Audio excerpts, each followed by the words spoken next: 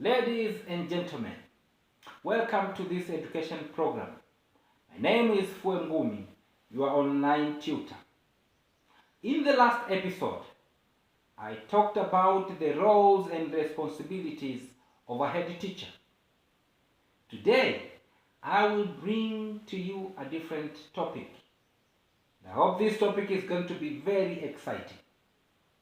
But before, let me thank all of you who liked, those of you who shared, those of you who commented, and those of you who are subscribed to my channel. And I hope today I am going to communicate to those of you who are young teachers and are aspiring to become head teachers in the future. But again, I hope I am going to communicate to those of you who are currently holding different head teacher positions in different schools. This conversation and this topic is certainly for you. But again, it is my hope that I will communicate to the school managers, to the school directors and school owners. And also it is my hope that I will communicate to all of you who are board members in various schools. Those of you who have the privilege of sitting on interview panels. Those of you who are in the position, who are privileged to chair and to lead in the recruiting process of the head teachers. It is my hope that this topic will be of some benefit to you. Now, the topic of today is the types of head teachers. The types of head teachers. Now, let's talk about these types of head teachers. The researchers in the UK, to be specific, researchers from Oxford University and from Kingston University, conducted a research to discover as to why some of the school principals succeed in their leadership, whereas some of the school principals fail in their leadership. Now, they came out with very fascinating findings. In their findings, they came up with 5 distinctive types of head teachers based on the characteristics, based on the traits, based on the behavior that they show while leading. Now, these are the 5 types of the head teachers. Number 1, the philosophers. The philosophers are believed to be passionate about education. And these types of head teachers believe that in order for the school to improve, you have to improve the teaching methods and the teaching strategies. So in other words, these are the teachers at heart, because they will always talk about the pedagogy. And when they talk about the improvement of teaching methods, teaching strategies, everybody is excited. Now, their problem is, though they lead by example, and they believe that you have to change the teaching methods, their problem is they don't see themselves as managers. Now, that's where the problem is, because once you become a head teacher, you automatically become a manager. Why? Because you will be responsible to manage teaching staff. You will be responsible to manage the non-teaching staff. But again, you will be responsible to manage the students. You will also be responsible to manage other resources, like financial resources and other resources. Now, these type of philosophers don't see themselves as managers, and they don't carry themselves as managers. So they leave too much freedom to the teachers and too much freedom to the students.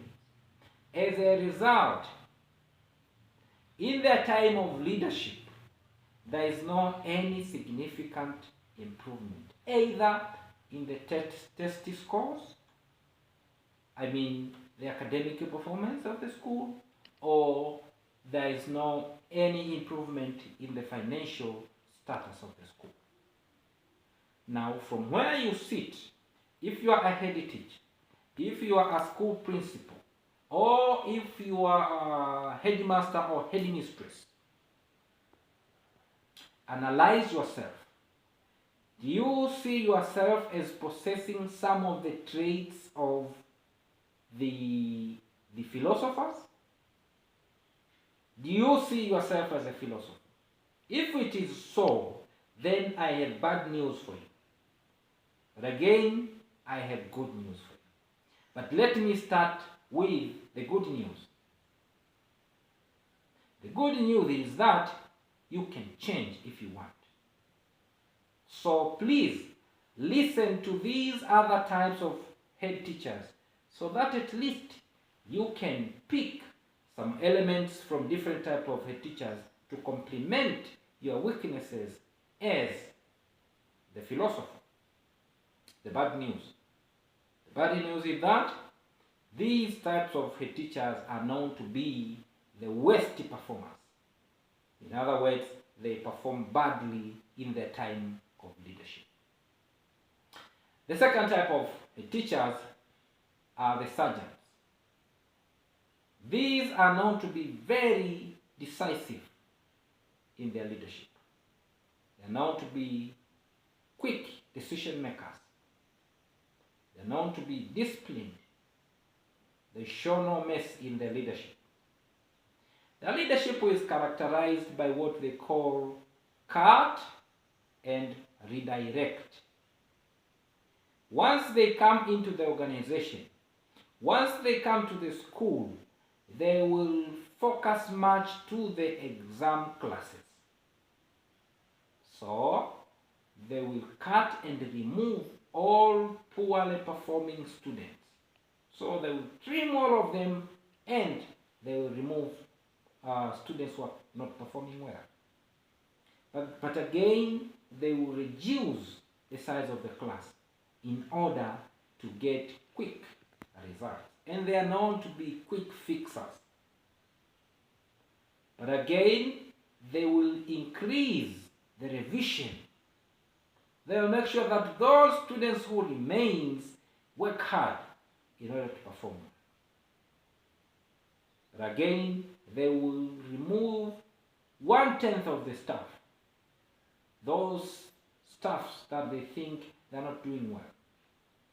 Now, as a result, they will quickly turn around the school. If the school was not performing well, in 1 year, the school changes into a better performing school.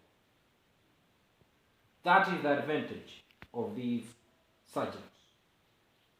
The disadvantage is that once they leave the school, once they move on, the results, the academic performance will quickly decline.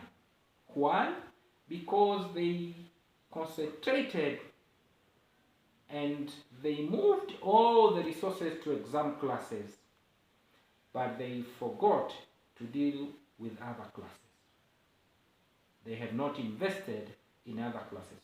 So the exam classes will do better, but once they leave, these other classes will not do better.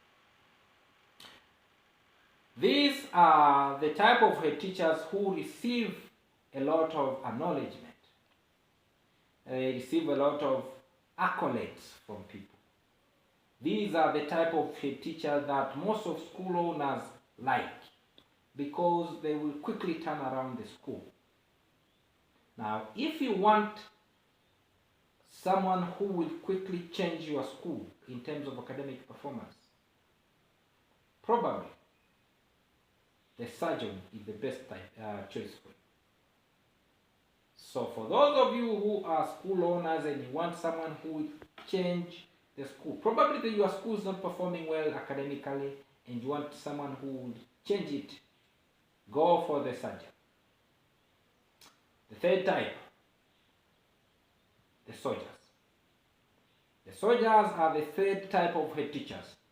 These are disciplined head teachers, and they like orders, as the name soldier suggests. These people believe that the problems of the school are based on the unnecessary expenditure, the wastage of money. In other words, they say the wastage of money is the source of all the problems in the school. So what they do is that when they come to the school, they will make sure that they trim down, they cut down unnecessary expenditures. As a result, the morale of teachers and workers drops, because they will even remove some of the benefits of the workers. Now, as a result of this type of leadership, the financial position of the school improves, because they have reduced the necessary expenditures. So the focus is to improve the financial status, and eventually the financial status of the school improves. But the problem is when they leave, when they move on, the cost of living will start to creep up, because now the school, the institution, will start to breathe. It's like they were strangling the institution. These are the soldiers. Their focus is to reduce and cut down the expenditures. Now, for those of you who are school owners and you want someone who will quickly improve the financial position of the school, you need to go for the soldiers. The fourth type of the head teachers are called the accountants.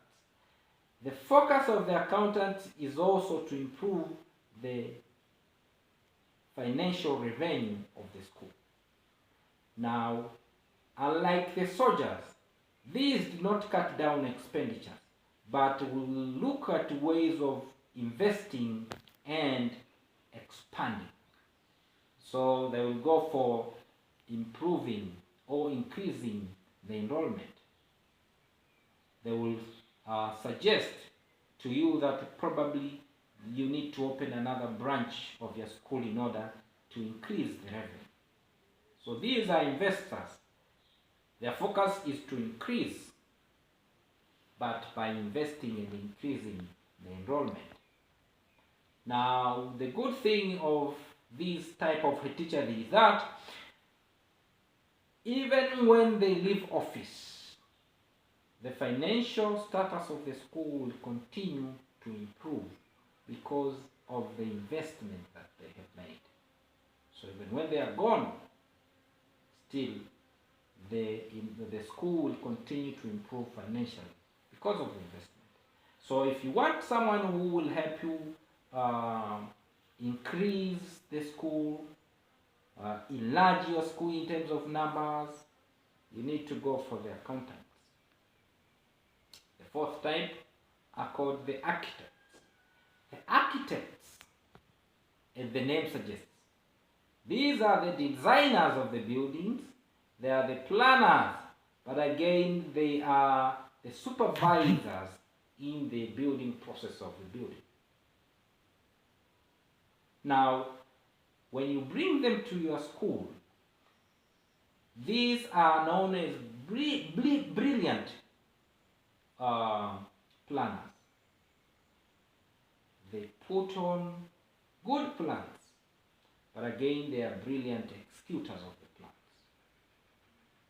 They believe that to improve the school, you need time. So their progress is gradual. It takes time. And the bad thing is, these type of teachers will be fired within 2 years of their time as leaders, because the owners of the school don't see any progress.